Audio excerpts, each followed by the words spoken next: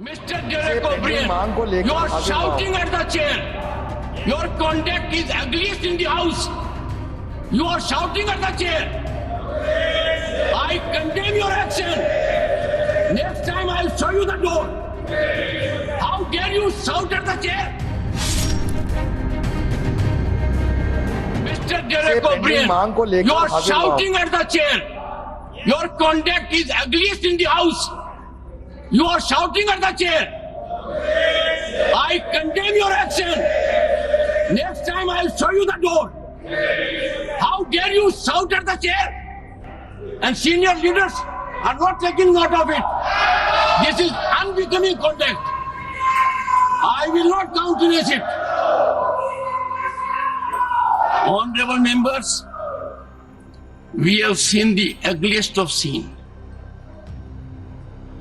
We saw a dark phase of our democracy during emergency. We know how it starts. It starts first with a challenge to the parliament institution. And that challenge was there in June 1975. A serious challenge here.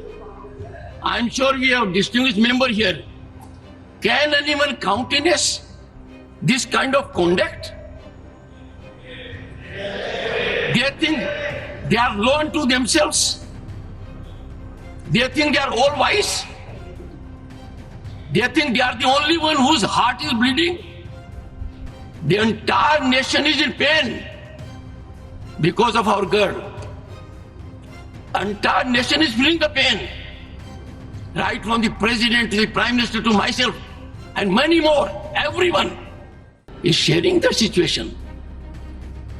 But to monetize it, to politicize it, is the greatest disrespect to that girl. That girl has a long way to go. I was so happy that the state of Haryana immediately announced, we will give her all commendations, all financial relief that is due to a medal winner. There is a state government that has recognized her as a medal winner. Will give all assistance given to a medal winner. And here, I would urge you all with folded hands. Many of you are very senior to me.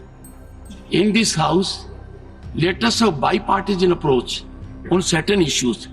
Issues like this. On political issues, debate permits your point of view to be projected. Yesterday it was done. And let me tell you, honorable members, when the leader of the opposition raised his hand yesterday, I have to take note of it. Leader of the House and leader of the opposition are very, very significant. I sent a message to him. What is the issue you are seeking to raise? And the response which I get in writing, which will be laid on the table of the House today, and that was, I want to raise an issue of urgent public importance. Do I make anything out of it? Do I know the subject of it? Do I know the urgency of it?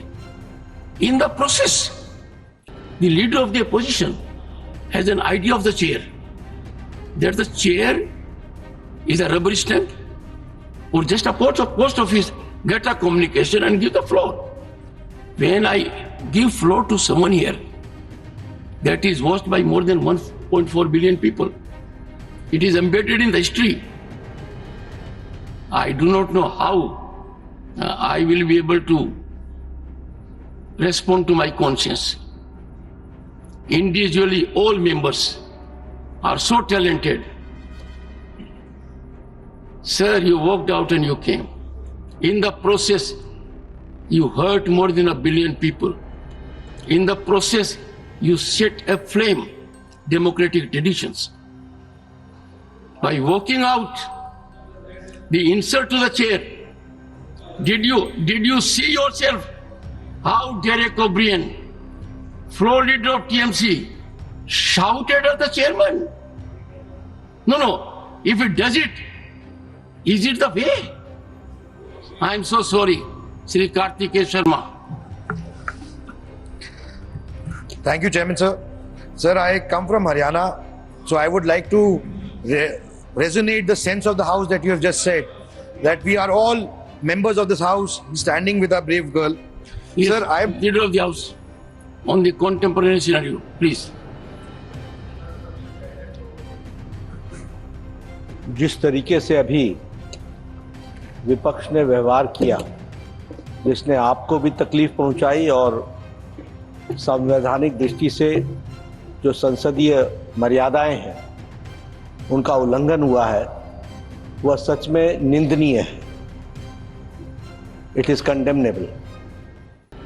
प्रजातंत्र में सबको अपनी बात रखने का अधिकार है, लेकिन प्रजातंत्र एक व्यवस्था में चलता है और जब व्यवस्थाएं अपनी मर्यादाएं लांघ जाती हैं तो प्रजातंत्र पर बहुत बड़ा आघात होता है। मैंने कल भी कहा था और मैं आज भी कहता हूं कि leading opposition party Indian national Congress और जिनकी एक संख्या के रूप में टीएमसी भी यहां पर विराजमान है विपक्ष के रूप में, जिस तरीके से उनका व्यवहार चेयर के प्रति रहा है वह कंडेमनेबल है।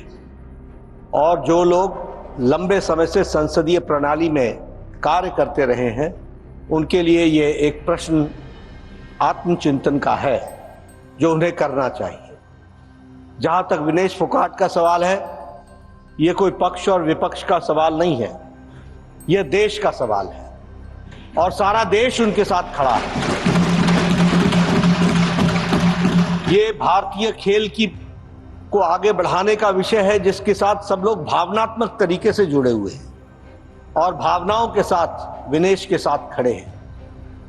और मैं ये कहना चाहता हूं कि कल प्रधानमंत्री जी ने कहा चैंपियंस ऑफ चैंपियन, और साथ में प्रधानमंत्री जी ने कहा कि सारा देश खड़ा है। मुझे लगता है, और मुझे ही नहीं लगता, सारे देश को लगता है कि ये आवाज प्रधानमंत्री की आवाज 140 करोड़ देशवासियों की आवाज है। दुर्भाग्य इस बात का है कि इसको भी हम पक्ष और विपक्ष में बांटने का प्रयास करते हैं। मुझे लगता है कि शायद विपक्ष विषय विहीन हो चुका है, मुद्दा विहीन हो चुका है। The opposition does not have any solid issue which they want to discuss, for which the ruling party is ready for discussion on all forums and on the forum of Rajya Sabha. लेकिन जब सारा देश इस विनेश के साथ खड़ा है तो मुझे लगता है, और जो भी प्लेटफॉर्म्स थे और हैं उन सारे पर रिड्रेसल का प्रयास भारत की सरकार और खेल मंत्रालय और ओलंपिक एसोसिएशन के हमारे नुमाइंदों ने किया है। इस बात का मैं विश्वास दिलाना चाहता हूं। इसलिए भावनाओं पर कंट्रोल करना, भावनाओं को सीमित रखना और अपने विवेक से काम करना, यह इस समय की आवश्यकता है। मुझे लगता है, मैं आशा करता हूं कि विपक्ष अपनी भूमिका को इस दृष्टि से देखेगा। एक बार आपको जिस तरीके से आपके चेयर को आघात पहुंचा है, यह सच में निंदनीय है, ऐसा मैं कहना चाहूंगा। Will you take your seat? मैं बोल रहा हूं, टेक योर सीट। बैठिए, एक बार बैठिए, मैं बोलने जा रहा हूं अभी। माननीय सदस्यगण, इस पवित्र सदन को अराजकता का केंद्र बनाना, भारतीय प्रजातंत्र के ऊपर कुठाराघात करना, अध्यक्ष की गरिमा को धूमिल करना, शारीरिक रूप से चुनौतीपूर्ण वातावरण करना,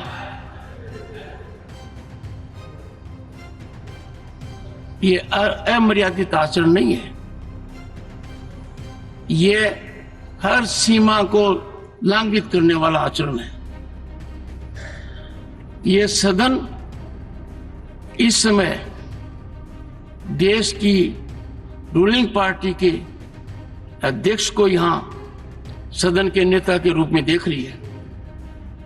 यह सदन इस समय प्रतिपक्ष दल के राष्ट्रीय अध्यक्ष का भी उपस्थितियां देख रही है, प्रतिपक्ष के नेता के रूप में।